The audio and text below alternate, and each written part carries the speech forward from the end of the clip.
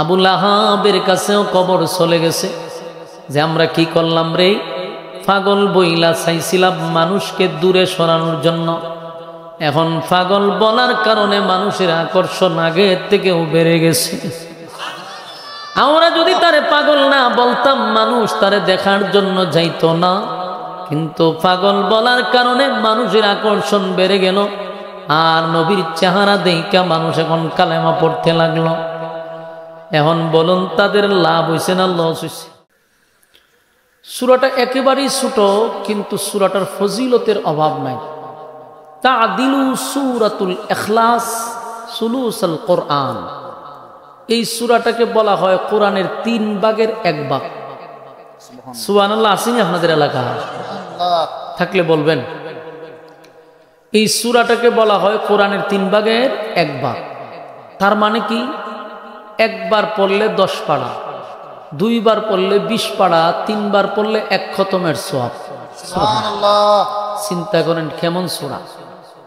আর কোন সূরা আপনি 3 বার পড়লে 1 খতম হবে না, কিন্তু সূরা ইখলাস 3 বার পড়লে, ইখলাস মানে কি, কুল হু আল্লাহ সূরা যেটা আপনারা চিনেন, এই কুল হু আল্লাহ সূরা যদি 3 বার পড়েন 1টা খতমের সওয়াব আল্লাহ আপনার আমলনামায় দিবে।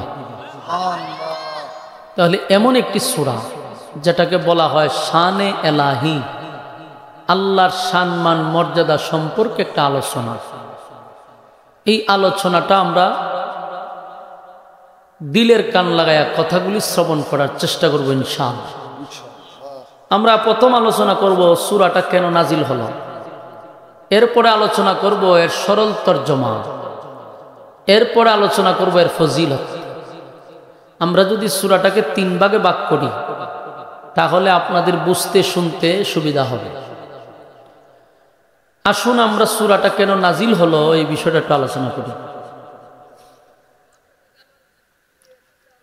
এই সূরা নাজিল হওয়ার মূল কারণটা ছিল মক্কাতুল মুকাররমায় রাসূলের জন্মের আগের থেকেই বিভিন্ন ধর্মাবলম্বীরা ধর্ম প্রচার করত।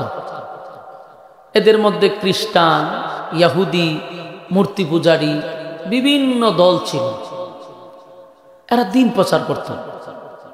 তো দিন প্রচারের এক পর্যায়ে রাসূল আরবি সাল্লাল্লাহু আলাইহি সাল্লাম যখন দুনিয়াতে পদার্পণ করলেন, রাসূলের প্রায় 40 বছর যখন পূর্ণ হলো, এর আগ পর্যন্ত রাসূল কালেমার দাওয়াত দেন নাই, আদেশ করেন নাই, নিষেধ করেন নাই। যখন কোরআন নাজিল হলো ঠিক তখন রাসূল সাল্লাল্লাহু আলাইহি সাল্লামকে আল্লাহ জানায়া দিল যে আপনি শুধু আজকের থেকে মুহাম্মদ না, আপনি হলেন মুহাম্মাদুর রাসূলুল্লাহ সাল্লাল্লাহু আলাইহি ওয়াসাল্লাম। তো আল্লাহ রাব্বুল আলামিন রাসূলকে অর্ডার দিলেন আজকের থেকে আপনি একত্ববাদী, এক আল্লাহর দাওয়াত মানুষের কাছে পৌঁছায় দেন। এর আগে কিন্তু রাসূল দাওয়াত দেন নাই। এর আগে 40 বছরের ভিতরে রাসূলের কোনো শত্রুও ছিল না, সবাই রাসূলকে ভালোবাসতো, মহব্বত করত। যেদিন থেকে কালেমার দাওয়াত দেওয়া শুরু করলো সেদিন থেকেই রাসূলের শত্রু শুরু হয়ে গেল। যারা রাসূলকে আগে ভালোবাসতো এরাই রাসূলের বিরোধিতা করতেছে। উদ্দেশ্য একটাই, একত্ববাদী খোদার দাওয়াত দেওয়ার কারণে। রাসূল আরবি সাল্লাল্লাহু আলাইহি সাল্লাম যখন কালেমার দাওয়াত দিতে লাগলো তখন মক্কাতে 3-4টা দল রাসূলকে বাধা দিল যে আমরা তোমার জন্মের আগ থেকে ধর্ম প্রচার করতেছি, আমরা বাপ দাদার ধর্ম পালন করে আসতেছি, নতুন করে তুমি একত্ববাদী খোদার দাওয়াত কেন দিবা? এটা আমরা তোমাকে মক্কায় করতে দিব না। খুব জোরালো বক্তব্য তারা দিল, কর্মসূচি নিল। কিন্তু আল্লাহর রাসূলকে কোনোভাবেই থামানো সম্ভব ছিল না। আপনারা কি আমার কথা বুঝেননি? আমি তো আমার সিলেটের ভাষায় কথা বলিও না, তাহলে বুঝতেন না কেন? একটু কথা বললে, হ্যাঁ না বললে আমি বুঝবো যে আমার কথা বুঝতেছেন। এখন দেখেন রাসূল আরবি সাল্লাল্লাহু আলাইহি সাল্লাম যখন কালেমার দাওয়াত দিতে লাগলো, তারা বাধা দিতেছে। তো বাধা দেওয়ার এক পর্যায়েও প্রথম হুমকি দিল, আন্দোলন করলো, কোনো কাজ হইতেছে না। শেষে তারা রাসূলের চাচা আবু তালেবের কাছে গেছে। তখন উনি ছিলেন মক্কার সবচেয়ে বড় সর্দার, পাওয়ারফুল নেতা ছিল। তো নেতার কাছে গিয়া বলল যে আপনার বাতিজা যে ধর্ম প্রচার নতুন করে শুরু করলো এবং নিজেকে একজন রাসূল হিসাবে দাবি করে, আমাদের মধ্যে বাপ দাদার ধর্ম পালন করতেছি আমরা, মাঝখানে উনি নতুন ধর্ম নিয়ে আসছে, এতে তো সমাজের মধ্যে ফাটল সৃষ্টি হবে, এতে তো আমাদের মধ্যে ঐক্য নষ্ট হবে। আপনার বাতিজাকে বলেন সেজন্য কালেমার দাওয়াত দেওয়া বন্ধ করে দেয়। আবু তালেব বললেন, সেটা তো আমি বলতে পারবো না, আমার বাতিজা আসলে আমি বলবো। তো প্রথম অবস্থায় রাসূলের কাছে আবু তালেব বলছে যে বাতিজা, তুমি অনর্থক সংঘাতে যাওয়ার দরকার নাই, মানুষ তোমার প্রতি ক্ষিপ্ত এই দাওয়াত দেওয়ার কারণে, এটা বাদ দেওয়া যায় না।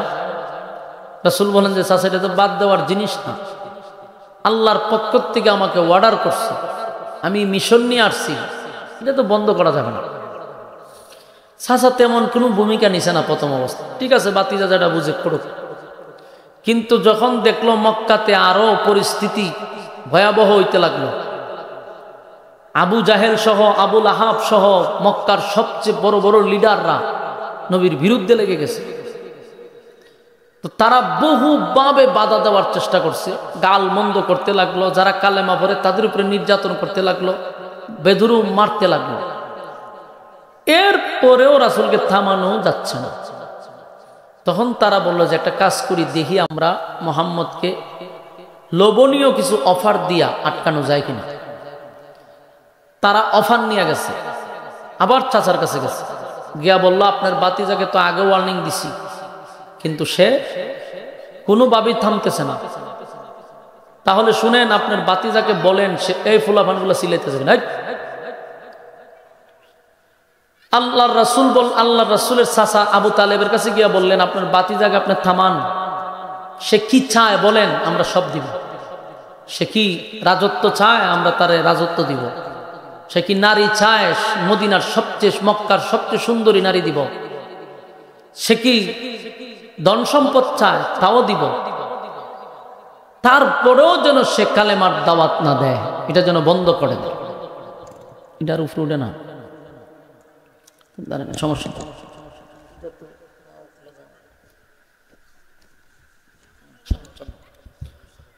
ঠিক আছে। এরপরেও যখন সে মানে না, বলল যে আমরা তার অফার দিলাম, দেখেন এই অফারে সে রাজি হইল, আমরা সব দিব, কিন্তু শর্ত হইল কালেমার দাওয়াত দেওয়া বন্ধ করতে হবে। রাসূল আরবি সাল্লাল্লাহু আলাইহি সাল্লাম তাদেরকে কালেমার এই অফার আবু তালেবের কাছে বলার পরে আবু তালেব রাসূলের কাছে বলল যে বাতিজা, আমার কাছে মক্কার সবচেয়ে দামি দামি লোকগুলো আসছিল, তো তোমাকে বারবার তো আমি বাধা দিলাম, তাদের পক্ষ থেকে আমাকে বলা, এখন তারা তোমাকে কিছু অফার দিছে, তুমি যদি মেনে নাও তাহলে তোমাকে তারা রাজত্ব দিবে, মক্কার সবচেয়ে সুন্দরী নারী দিবে, অর্থ সম্পদ দিবে, সব দিতে তারা প্রস্তুত, মক্কার নেতা তোমাকে বানায়া দিবে, তারপরেও তুমি কালেমার দাওয়াত বন্ধ করো। চিন্তা করেন, এই অফার দেওয়ার পরে রাসূলের উত্তরটা কি ছিল? রাসূল বললেন, চাচা যেগুলা বলছে সবগুলা দেওয়া সম্ভব, অসম্ভব কিছু না। যেগুলা দেওয়া সম্ভব না এগুলাও যদি আমাকে দেয়, আমার এক হাতে যদি সূর্য দেয়, এক হাতে যদি চন্দ্র দেয়, এটা কি দেওয়া সম্ভব? এটা তো অসম্ভব। এই অসম্ভব কাজটাকেও যদি তারা সম্ভব করে, তারপরেও আমার মিশন থেকে চুল পরিমাণও আমি লড়ব না। বুঝতেছেন কথা? চাচা বুঝতে পারছে যে না, মুহাম্মদকে কিনা সম্ভব না। তো তারা যখন পরবর্তীতে আবার আসছে যে আপনার বাতিজাকে অফার দেওয়ার পরে কি বলছে, বলল যে আমার বাতিজা বলছে তোমরা যদি সূর্য আর চন্দ্র আতয় না দাও লাভ হবে না। মক্কার মানুষ চিন্তা করলো সর্বনাশ, টাকা দিয়েও কিনা গেল না। বলুন তো দেখি সব নেতারা রেখে টাকা দিয়ে কিনা যায়? সবাই তার বিক্রি হয় না। মুহাম্মদ সাল্লাল্লাহু আলাইহি সাল্লামকে তারা এত লোভনীয় অফার দিছে, কিন্তু রাসূল বললেন যে না, আমার মিশন আমি চালিয়ে যাব। তখন তারা বলল, মক্কার মানুষ আবু তালেবের কাছে বলল যে আপনার বাতিজা যেহেতু আমাদের কোনো কথাই মানল না, তাহলে কিন্তু আমরা এখন থেকে তার ব্যাপারে অ্যাকশন নিব, আমরা তার উপরে আঘাত করতে বাধ্য হব। এই কথা বলতে আবু তালেব তরবারি বাইর করে বলল, এই কথা সাবধানে, সে আমার বাতিজা, আমার বাতিজার উপরে যদি কোনো ধরনের আঘাত আসে আমার এই তরবারি কাউকে ক্ষমা করবে না। সুবহানাল্লাহ, বাড়ি দিয়া হইবে না। আবু তালেব কিন্তু কালেমা পড়ে নাই, আবু তালেব কিন্তু ঈমান আনে নাই, কিন্তু বলছে আমার বাতিজা উপরে কেউ যদি খালি বা একটু এই মাস্টারটা একটু কমান, আউটফুটে কমান, বক্সে থাক যাতে শীষ না দেয়। এরপরে রাসূল সাল্লাল্লাহু আলাইহি ওয়াসাল্লাম, আমার বাতিজার উপরে যদি তোমরা খালি টাচ করো তাহলে কিন্তু আমি কাউকে ছেড়ে কথা বলবো না। মক্কার মানুষ আবার ভয় পাইতো আবু তালেব রে। ভয় পাইতো কেন? তখনকার পাওয়ারফুল নেতা, কুরাইশ বংশের সবচেয়ে প্রভাবশালী ব্যক্তি, এজন্য তারা ডাইরেক্ট রাসূলকে টাচ করতে পারে নাই। তখন তারা করলো কি, বিভিন্নভাবে রাসূলের বিরুদ্ধে অপপ্রচার শুরু করলো।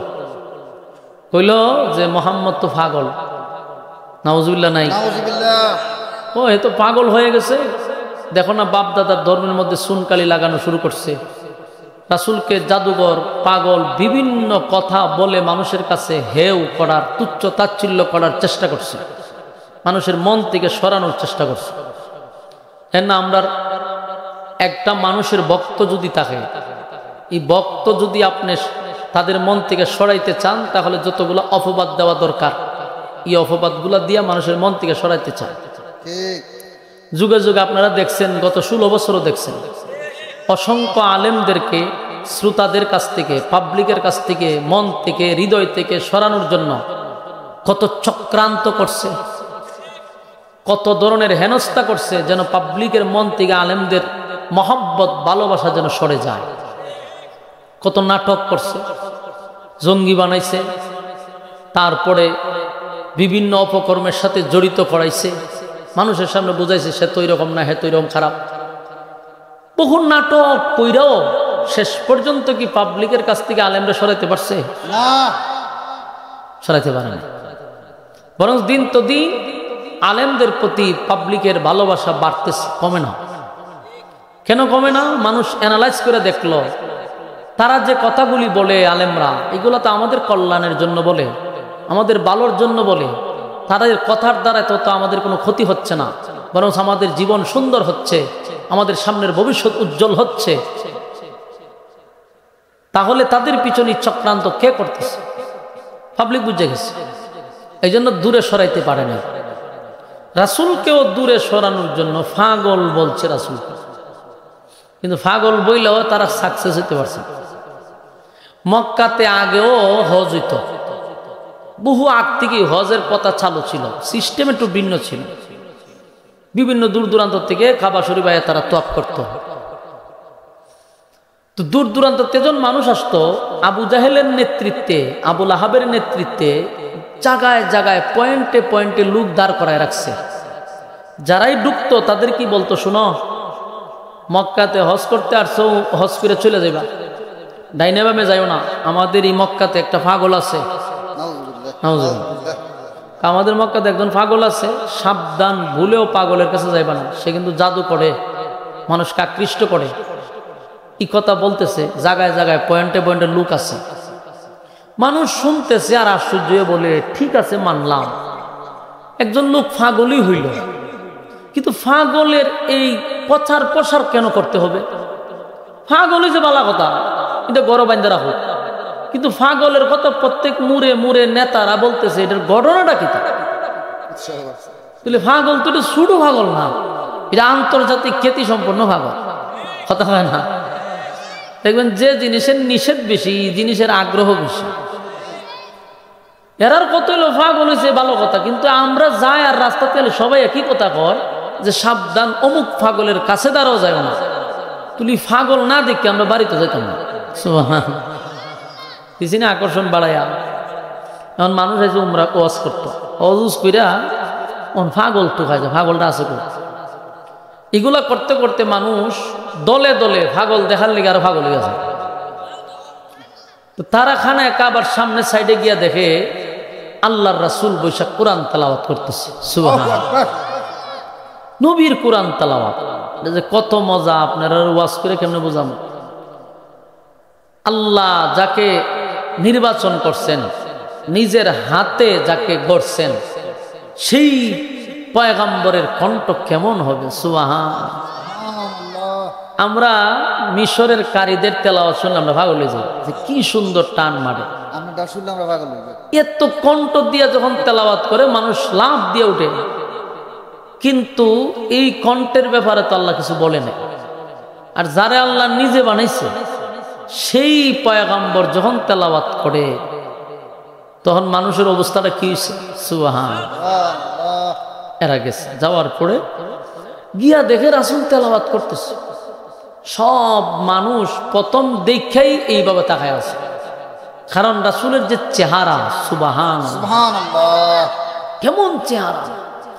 পয়গম্বরের চেহারা দেখে অনেকের কিদা নিবারণ হয়ে যেত।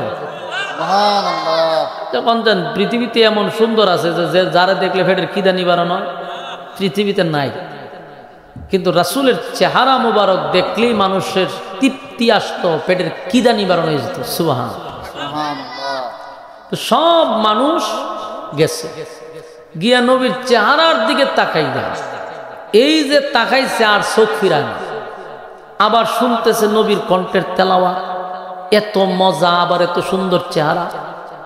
মানুষ এক দৃষ্টিতে তাকাইয়া বলে যে উনি তো পাগল হওয়ার কথা না। সুবহানাল্লাহ। এই লোকের চেহারা, এটা তো পাগলের চেহারা। এরকম চেহারার লোক জিন্দেগিতে কোনোদিন দেখি নাই। সুবহানাল্লাহ। এরা একদিকে নবীর চেহারার দিকে তাকায় আছে, আর একদিকে তেলাওয়াত শুনতেছে, আর এরা নিজেরাই চিৎকার দেওয়া শুরু করছে, এত সুন্দর চেহারা লোক পাগল হতে পারে না, উনি তো মানুষ নয়, এত সুন্দর চেহারা, মানে পাগল হয়ে গেছে। কেউ কয় ফেরেশতা, কেউ কয় উনি কি মানুষ, অদ্ভুত, এরকম চেহারা তো দেখিনি, পাগল হয়ে গেছে। আবার কণ্ঠের তেলাওয়াত শুনতেছে। এক পর্যায়ে মানুষ রাসূলের কাছে গিয়ে পড়ছে, বৈশাখ আল্লাহ পয়গম্বর আপনি, কারণ আপনার চেহারায় প্রমাণ করে এটা দুনিয়ার কোন সাধারণ মানব নয়। সুবহানাল্লাহ। এক বাক্যে সবাই বলতে লাগলো যে আসছিলাম পাগল দেখতে, আমরা আপনার হাতে হাত রেখে কালেমা পড়ে ঈমান আনতে চাই। সুবহানাল্লাহ। লা ইলাহা ইল্লাল্লাহু মুহাম্মাদুর রাসূলুল্লাহ সাল্লাল্লাহু আলাইহি ওয়াসাল্লাম। কি সুন্দর তার চেহারা, কি সুন্দর তার তেলাওয়াত। মানুষগুলা নবীর কাছে গিয়া বলে, পয়গম্বর, মক্কার মোড়ে মোড়ে আবু জাহেলের কাছে খবর চলে গেছে, আবু লাহাবের কাছেও খবর চলে গেছে যে আমরা কি করলাম রে, পাগল বইলা চাইছিলাম মানুষকে দূরে সরানোর জন্য, এখন পাগল বলার কারণে মানুষের আকর্ষণ আগের থেকেও বেড়ে গেছে। আমরা যদি তারে পাগল না বলতাম, মানুষ তারে দেখার জন্য যাইতো না, কিন্তু পাগল বলার কারণে মানুষের আকর্ষণ বেড়ে গেল, আর নবীর চেহারা দেখা মানুষ এখন কালেমা পড়তে লাগলো। এখন বলুন, তাদের লাভ হয়েছে না লস হয়েছে? যারা অপপ্রচার করছে তাদের লস হয়ে গেছে। এখন মাথায় তাফায় আর কয়, হায় হায়, মুহাম্মদের সমর্থন তো বেড়ে গেল।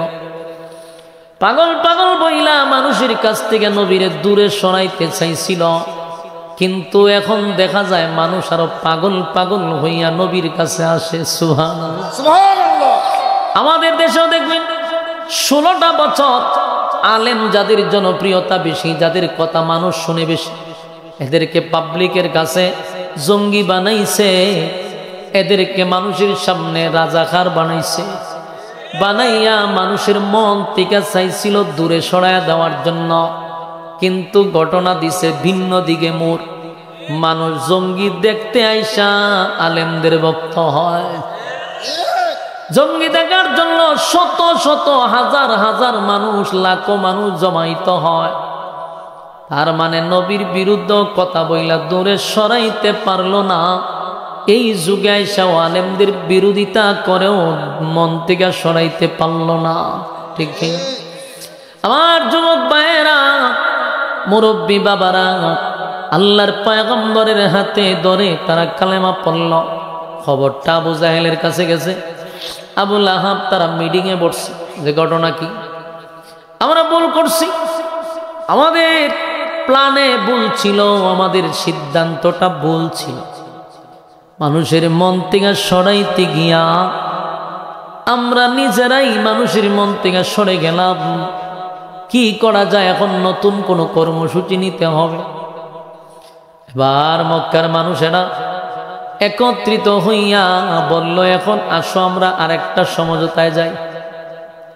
মক্কার বাসা বাসা কিছু লোক, লিডার পন্থী কিছু লোককে একত্রিত করে বলে, চলো আমরা কয়েকটা ধর্মের মানুষ মক্কায় গিয়া মক্কায় মুহাম্মদের কাছে যাই। প্রায় দ্বিত্ববাদী, তিত্ববাদী, বহুবাদী, মানে ইহুদি, খ্রিস্টান, মূর্তি পূজারী, তিন দল একত্রিত হইয়া আল্লাহর পয়গম্বরের সামনে গেছে। বিশাল একটা দল লইয়া গেছে।